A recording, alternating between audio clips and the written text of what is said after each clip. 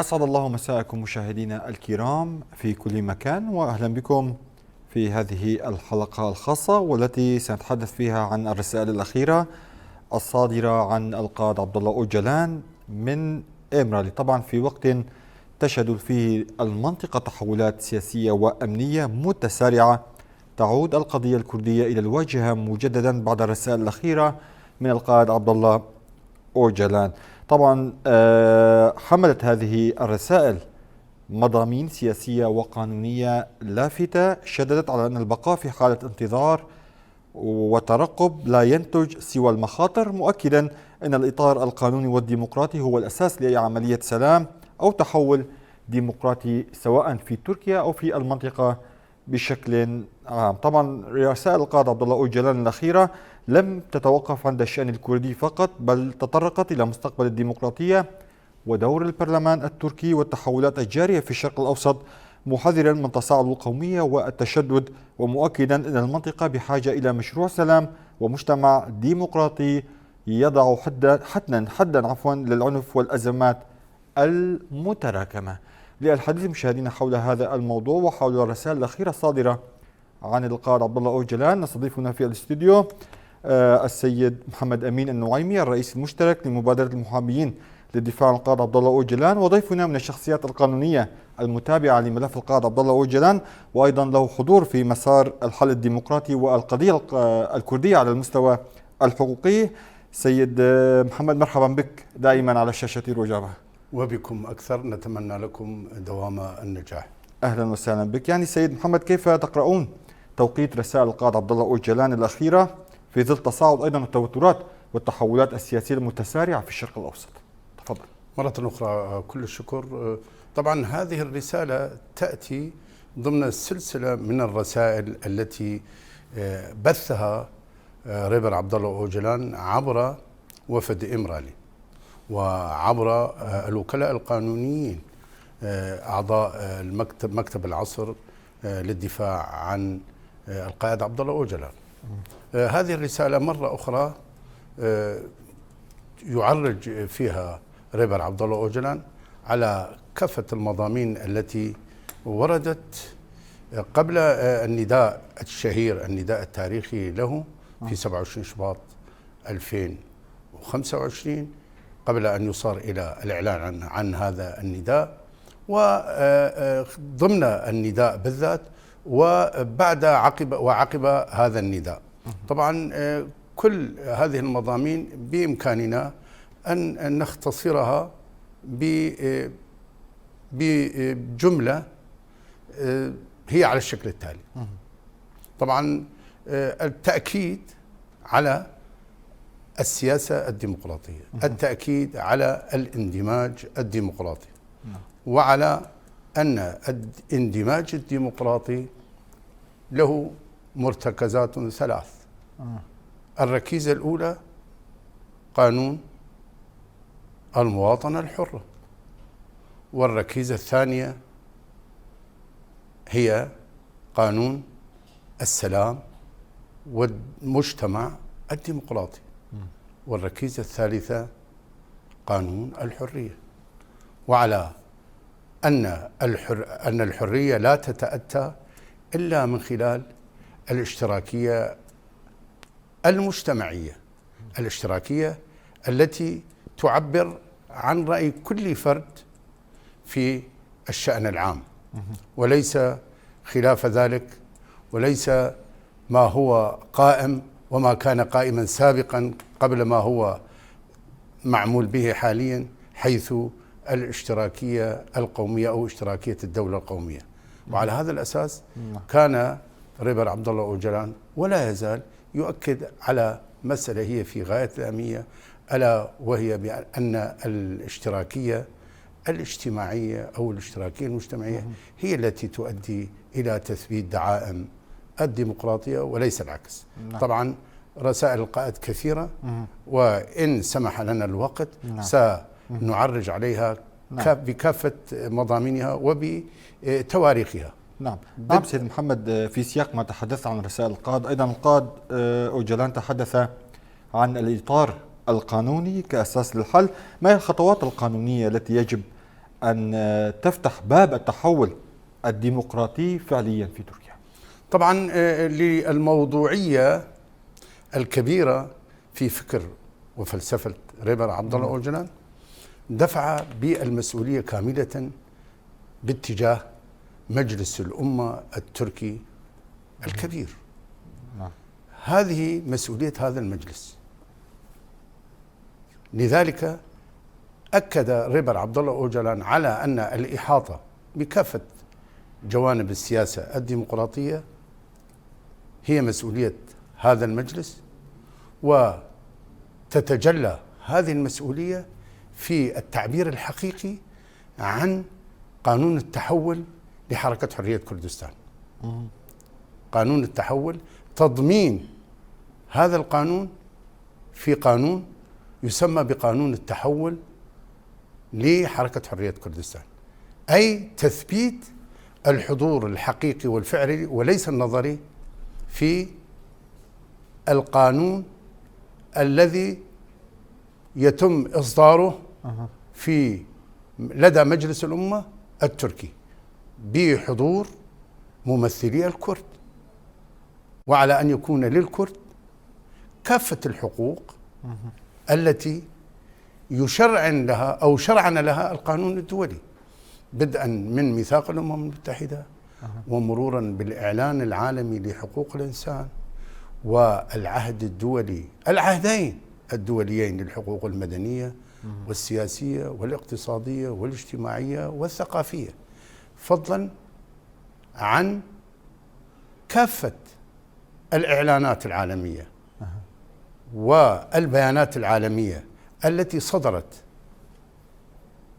من خلال اجتماعات مجلس حقوق الإنسان ومؤتمراته، وخاصة المؤتمر الدولي لحقوق الإنسان الذي عقد بين 14 و 25 حزيران من عام 1993.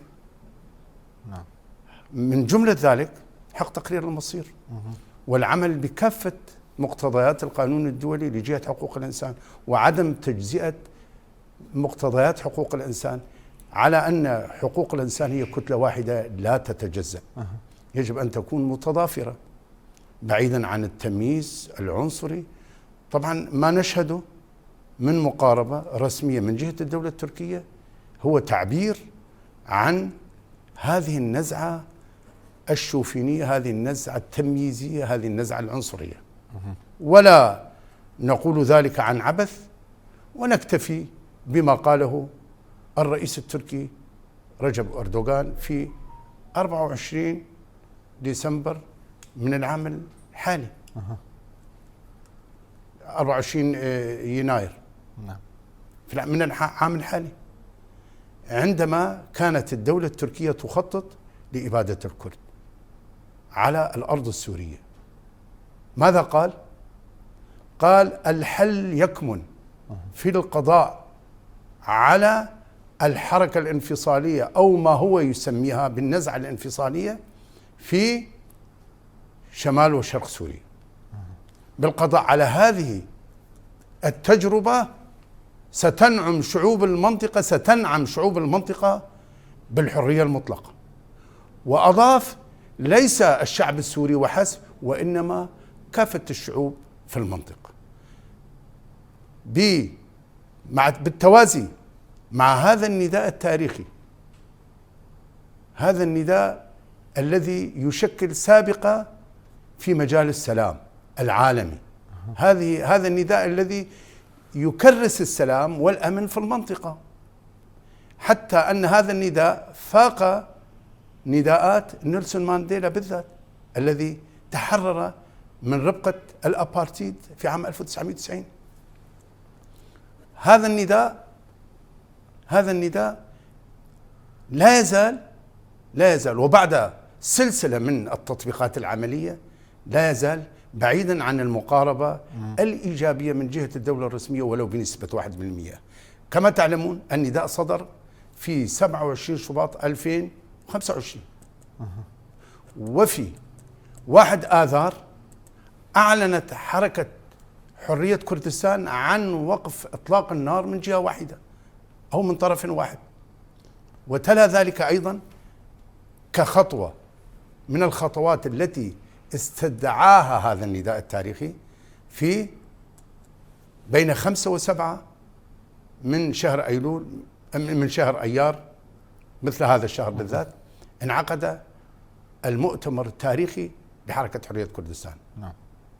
وكان من مقتضيات أو من مخرجات هذا المؤتمر حل البنية التنظيمية، وليس العكس، حل البنية، حل الهيكلية التنظيمية، حل الهيكلية التنظيمية والتوقف عن الكفاح المسلح كخيار استراتيجي، طبعا كبيانين كمخرجين من جملة المخرجات التاريخية لحركة حرية كردستان، هذان المخرجان أو هاتين النتيجتين، ارتباطا بمسألة هي أيضا في غاية الأهمية.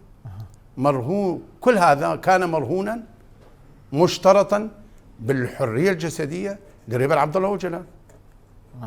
طبعا الحرية الجسدية لريبر عبد الله أوجلان هي من مقاصد المراجع الحقوقية المتابعة لملف ريبر عبد الله أوجلان والمتابعة للقضية الكردية. طبعا هناك تلازم بين الحرية الجسدية لريبر عبد الله أوجلان وحل القضية الكردية، الحل السياسي للقضية الكردية. هذا الاشتراط لتاريخي لم يتحقق. لم تتحقق الحرية الجسدية لريبر عبد الله أوجلان رغم وجود قرارات قضائية أممية اعتبارا من عام 2004 ولتاريخه، وتنفيذ هذه القرارات أصبح من التزامات لجنة الوزراء لدى مجلس الاتحاد الأوروبي. هذا المجلس، لا بل هذه اللجنة التي تسمى بلجنة الوزراء في مجلس الاتحاد الأوروبي اشترطت وبحضور شخصي إلى سجن إمرالي السيء الصيت بين 15 و17 أيلول من عام. طبعا كانت اللجنة قد قررت في وقت سابق منح الدولة التركية الرسمية مدة عام كامل انتهت في 15 أيلول من عام 2025. بين 15 أيلول و17 أيلول من عام 2025 وبشخوص هذه اللجنة إلى الأراضي التركية وزيارتها إلى سجن إمرالي البغيض، وبنتيجة حصول مداخلات تم إعطاء مهلة إضافية للدولة التركية الرسمية. هذه المهلة الإضافية مدتها 8 أشهر. هذه المهلة انتهت في هذا الشهر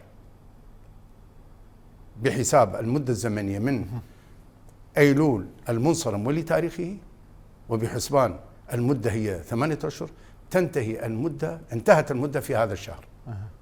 وبسبب انتهاء هذه المدة أوفتت الدولة التركية لجنة بارتي دم أو دم بارتي إلى إمرالي للتغطية على تجاهل هذا الموعد وللعمل على إيهام المجتمع الدولي بأنها جدية في المقاربة من ملف أو من قضية ريبر عبد الله أوجلان. قضية ريبر عبد الله أوجلان لم تعد قضية فردية، قضية شخص ناشط سياسي أو ناشط حقوقي، وإنما هي قضية شعب. لأن هذه الحركة، حركة حرية كردستان، هي التي استطاعت أن تلجم آلة الظلم والطغيان في الدولة التركية التي دخلت المرحلة العسكرية، مرحلة المواجهة المباشرة اعتبارا من عام 1984. نعم سيد محمد، ذكرت نقاط مهمة جدا، وأيضا القائد في رسالته ذكر عن الانتظار والترقب حول النداء السلام وحل القضية الكردية. كيف تقرؤون أيضا حديث القائد عن أن الانتظار والترقب لا ينتج سوى المخاطر، وما المخاطر التي يقصدها برأيكم؟ أحسنتم. الدولة التركية تستثمر رغم أنها هي التي توسلت لدى ريبر عبد الله أوجلان، وكانت الخطوة الأولى بتصريح دولة بهجلي الشريك الحقيقي والأوحد للحزب الحاكم حزب العدالة والتنمية في تركيا في 23 تشرين الأول من عام 1984. وكيف تم إيفاد السيد عمر أوجلان كبرلماني عن دم لزيارة ريبر عبد الله أوجلان، وكانت الزيارة الأولى بعد انقطاع الأخبار كلية عن وضع ريبر عبد الله أوجلان منذ 25 آذار 2021 وإلى حين زيارة السيد عمر أوجلان. طبعا في تلك الزيارة وبعد حصول تلك الزيارة ثبت للقاصي والداني بأن ريبر عبد الله أوجلان لا يزال حيا، علما أنه كان مخفيا بشكل قسري. طبعا هنا الدولة التركية كانت قد أضافت ولا تزال تضيف وبشكل متكرر لجرائمها التي تعتبر جرائم إبادة بحق الكرد، تعتبر جرائم ضد الإنسانية، لأنها لا تستهدف شخص ريبر عبد الله أوجلان وإنما الشعب الكردي، ومن خلال كل حتى الشعوب التواقع الحرية والديمقراطية التي ترى في ريبر عبد الله أوجلان المخلص لها. وعلى هذا الأساس حصل كل الذي حصل بعد النداء التاريخي لريبر عبد الله أوجلان.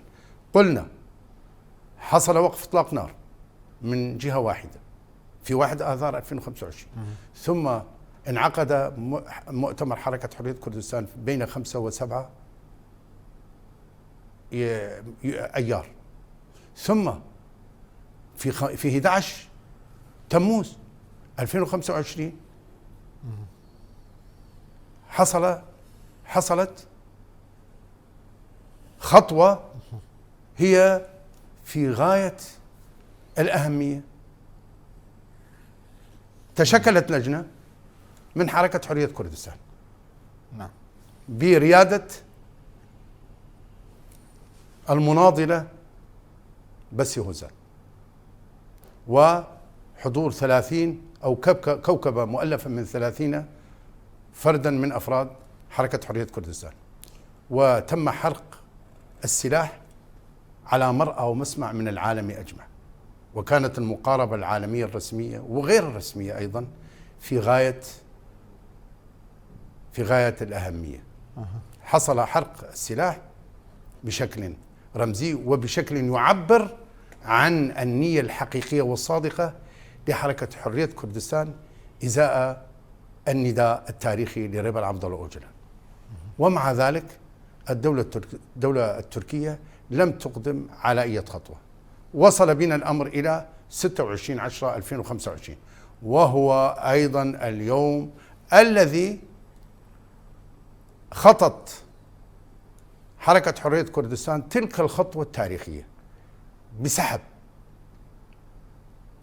مقاوميها من نقاط المواجهة مع الجيش التركي في نقاط التماس إلى وبشكل يعبر عن إعادة تموضع إلى مناطق أخرى بعيدة عن خطوط التماس كخطوة إضافية للتعبير مرة أخرى عن النوايا الصادقة المخلصة إزاء النداء الشهير النداء التاريخي لريبر عبد الله أوجلان. ومع ذلك الدولة التركية لم تقدم على أي خطوة، لا بل بالتوازي مع ذلك كانت ولا تزال تتدخل في كل شاردة وواردة بكل ما يخص الوجود الكردي، وخاصة ضمن الفترة الزمنية الحالية بعد تلك الجريمة الكبرى التي ارتكبتها الدولة التركية بحق الكرد في كل ما حصل في الأشرفية وشيخ مقصود وبني زيد ودير حافر ومسكنة. تلك الإبادة التي كانت بإعداد وتنفيذ من الدولة التركية في حالة تضاد صارخة مقابل ذلك النداء التاريخي والشهير لريبر عبد الله أوجلان، نداء السلام والمجتمع الديمقراطي.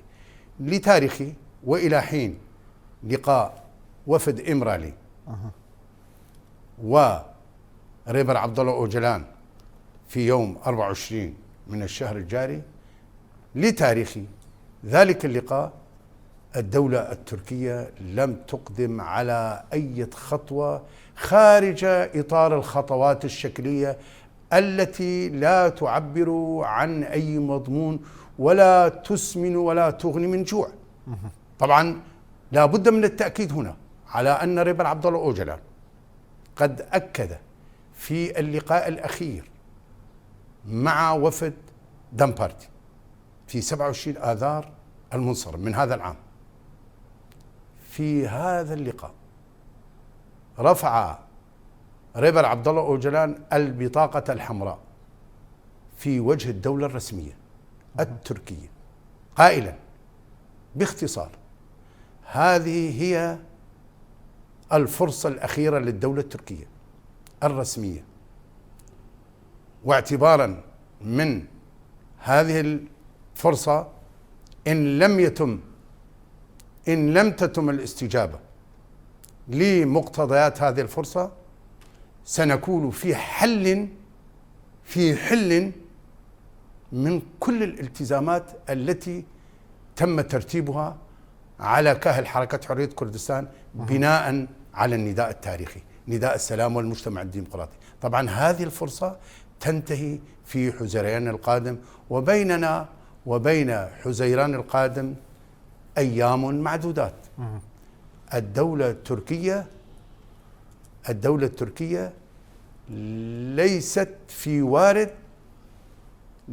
وارد المقاربة الإيجابية العملية من نداء السلام والمجتمع الديمقراطي. هذا النداء الذي يقتضي أن يكون للكرد كما للتركي كافة الحقوق، وما يوازي وما يساوي وما يماثل كل الحقوق التي عبر عنها دستور الدولة التركية الأخير.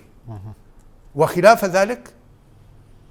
ذلك ليست هناك مشكلة لدى حركة حرية كردستان،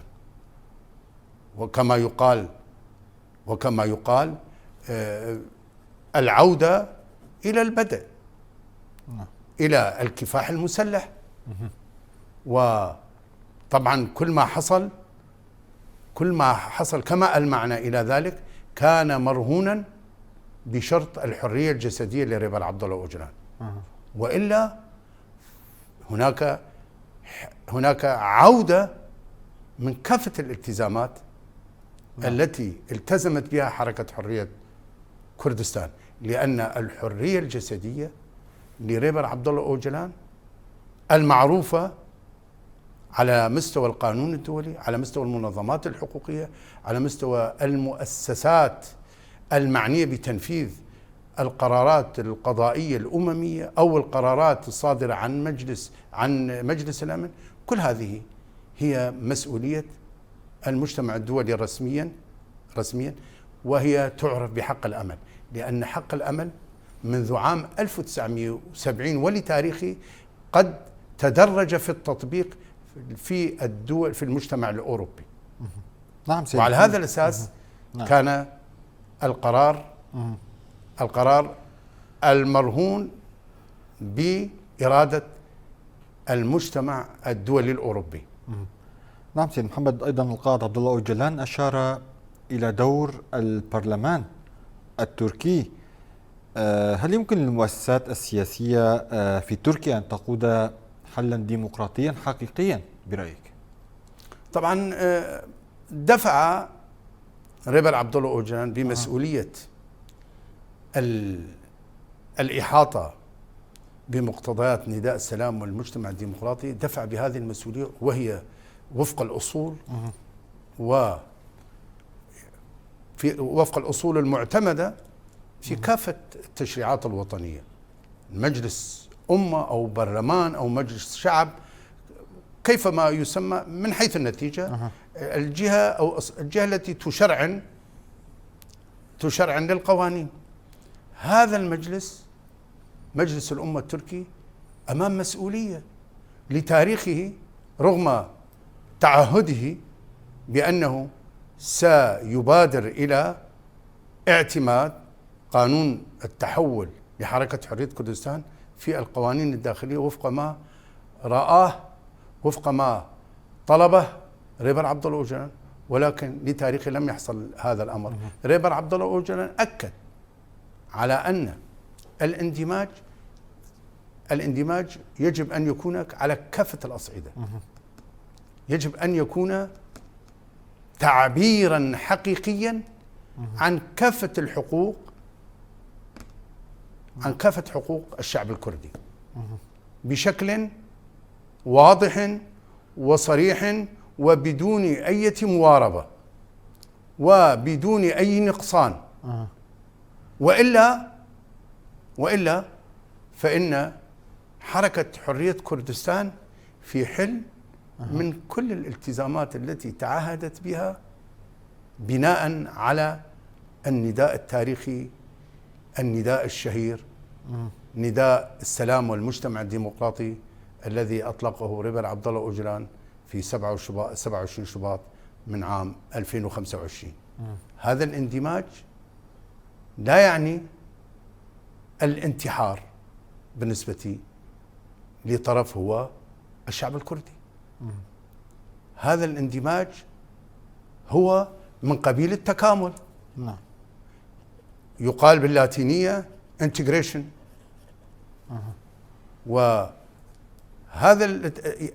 يعتبر تكاملا لأن اللوحة القائمة مستفردة بوجود العنصر التركي، بتفوق العنصر التركي، بانعدام الاعتراف بالكرد، بانعدام الاعتراف بالوجود التاريخي كشعب متأصل. طبعا الشعوب المتأصلة كانت جزءا لا يتجزأ من اهتمام القانون الدولي. هناك قوانين كثيرة، هناك اتفاقيات كثيرة، هناك بيانات كثيرة، هناك إعلانات كثيرة بخصوص الشعوب الأصلية، والكرد هم على رأس هذه الشعوب.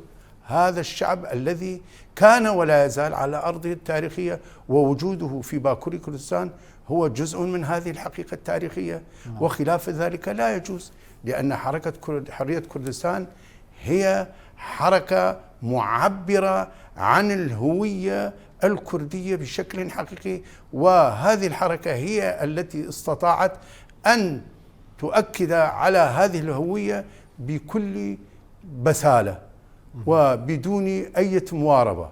وعلى هذا الأساس الكرة هي في مرمى الدولة التركية الرسمية، ونحن بانتظار ذلك.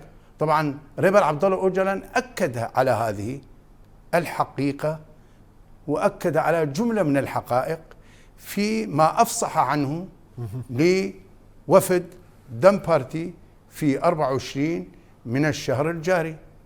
ونحن بانتظار خطوات أو خطوة، لأن الدولة التركية لتاريخه لم تقدم على أي خطوة، والمسؤولية هي مسؤولية الدولة التركية الرسمية، وكل ما عبرت عنه حركة حرية كردستان مرهون بشرط أساسي، بشرط رئيس، هو الحرية الجسدية لريبر عبد الله أوجلان. ولعلمكم هذا الشعار هو جزء لا يتجزأ من الشعار العالمي، الحرية الجسدية لريبر عبد الله أوجلان والحل السياسي للقضية الكردية. وهذا الشعار هو برنامج يومي للحملة العالمية التي انطلقت من 74 مركزا منذ عام 2023، منذ 10/10/2023 ولتاريخه. العالم كله بات يعرف حقيقة الدور التركي بخصوص الديمقراطية. الدولة التركية لا تزال تراهن على الإبقاء، تثابر على الإبقاء على كافة سجناء الرأي في تركيا، وعددهم يفوق 4500 مناضل سياسي، بما في ذلك الوكلاء الذين يسمونهم بالقيوم. هؤلاء الوكلاء لا يزالون يأخذون أماكنهم بشكل قمعي وبشكل إرهابي في 22 بلدية من بلديات الشعب الكردي في باكوري كردستان، ولتاريخ لم يحصل أي تغيير إزاء هؤلاء. طبعا هذه السياسة هي ذاتها التي يتم تطبيقها لدينا في سوريا الحالية، وخاصة في شمال وشرق سوريا. كل ما يحصل هو بأمر من الدولة التركية الرسمية. كل هذه الحقائق تؤكد أن الدولة التركية لا تزال في موقع المقاربة السيئة من النداء التاريخي لريبر عبد الله أوجلان. نعم سيد محمد، أيضا ما الرسائل التي أراد القائد عبد الله أوجلان إيصالها للقوى الكردية من خلال هذا البيان برأيك؟ أحسنتم. طبعا يجدد ريبر عبد الله أوجلان في هذه الرسالة الوحدة الكردية، التأكيد على الوحدة الكردية. طبعا في هذا الصدد كان ريبر عبد الله أوجلان قد وجه رسالة في عام 2025 للسيد مسعود البرزاني وللسيد باف الطالباني وللكرد. آخر رسالة كانت للكرد في دياسبورا في بلاد الاغتراب، لجهة الوحدة الكردية ولجهة الطلب أو الطلب من السيد مسعود البرزاني بأن يتبوأ مبادرة الريادة لجهة عقد مؤتمر كردستاني يؤكد على استراتيجية الهوية الكردية وعلى مقتضيات هذه الاستراتيجية، وضمن ذلك ولا بل وبناء على ذلك كان مؤتمر أو كونفرنس وحدة الصف الكردي في 26 نيسان 2025. هذا الكونفرنس الذي انعقد في قامشلو. طبعا هذا كان جزءا من ما طلبه ريبر عبد الله أوجلان من القادة الكرد في الساحة الرسمية في المنطقة. ولكن للأسف الشديد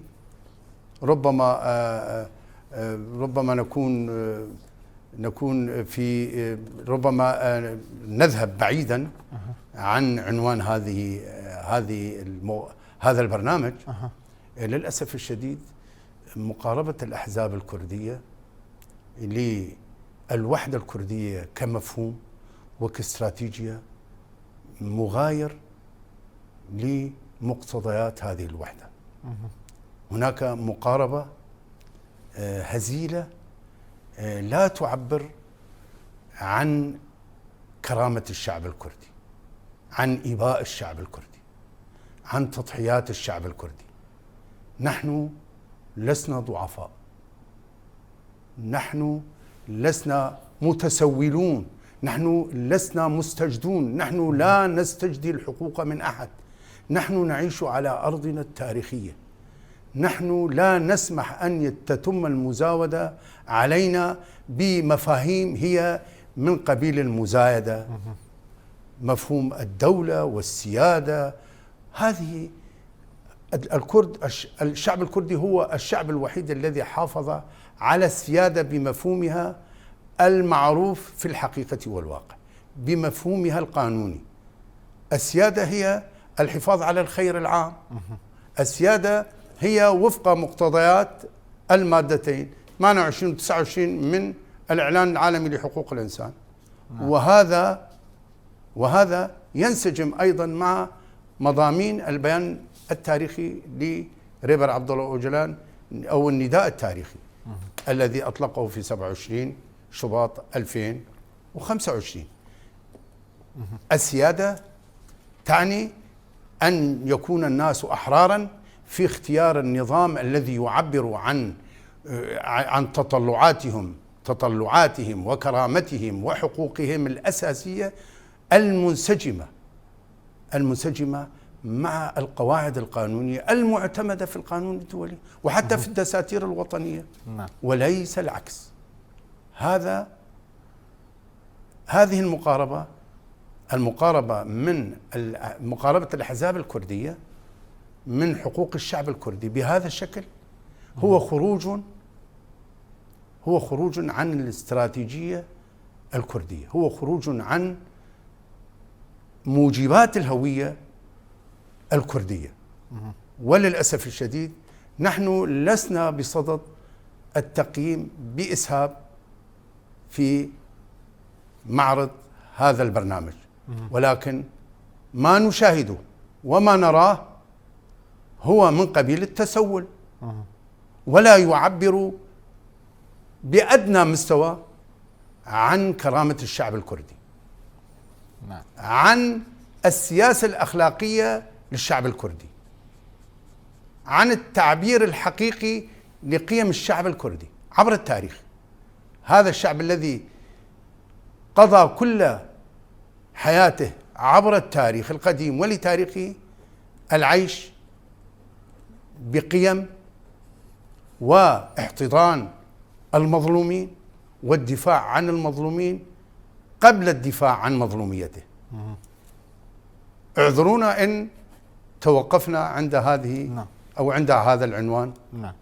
اعذرونا. نعم، دقائق قليلة وينتهي البرنامج سيد محمد. آخر نقطة، هل يمكن أن نشهد أيضا دعم دولي لمسار السلام والمجتمع الديمقراطي، أم أن التوازنات الدولية ما زالت تعرقل أي جهود لحل القضية الكردية في تركيا؟ نعم، هذا الأمر يحصل كثيرا إزاء كل المفردات التي تعتبر ذات قيمة أخلاقية، ذات قيمة نبيلة، كمفردة الحرية، مفردة الديمقراطية، التي تعتبر من مكونات السلام.